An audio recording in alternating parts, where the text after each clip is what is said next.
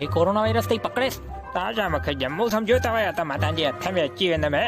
पंहिंजी मम्मीअ जो पुटु ओए जी मायो तपेलो पकड़ो हिनखे।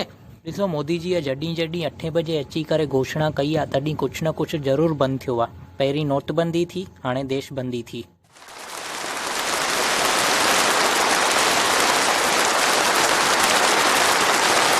ॾिसो था न ट्रंप देश कीअं थो हलाए पियो। बसि थोरे ई टाइम में अमेरिका में 10 लख केस थी वेंदा। ॾाढी खुजली हुयो न ट्रंप जे हथ में देश ॾियण ई। ॾियो अञा ॾिसां।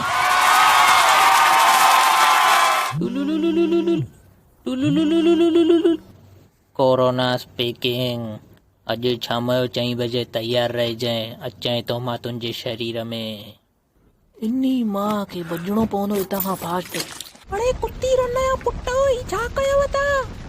मोदीअ मेणबतियूं मारण जो चयो हुई, तव्हां घरनि जा घर साड़े सॼा अथव। रहंदव किथे हाणे बड़वाओ? हाणे असली फ़कीरनि वांगुरु थाली कटोरा खणी घुमो। अरे यार मूं ते रहम कर, मूंखे कोरोना इन्फेक्शन न ॾे। तुंहिंजा पेरे थो पवई मां, मुंहिंजा ॿार किॾे वेंदा? मूंखे कोरोना लही वियो आहे दोस्त। हैं? तोखे सही में कोरोना लही वियो अथई?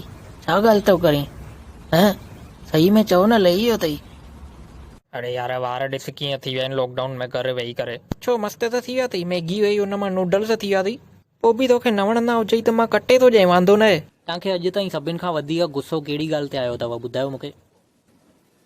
हाणे माण्हू मोदीअ ते गुस्सो था करनि पिया, अलाए कनी खोलंदो लॉकडाउन, हैरान थी विया आहियूं घर। पर बंदि मगजी इहो नथा सोचनि कि थोरा ॾींहं असां घर वियूं शांती करे त कोरोना मरे ऐं लॉकडाउन हटे। अड़े लॉकडाउन त खुली वियो आहे, पर मूं वटि रुपयो बि खीसे में कान्हे को। मां किॾे वञा आख़िर? लॻे थो मांगे करे ई खाइणो पवंदो हाणे।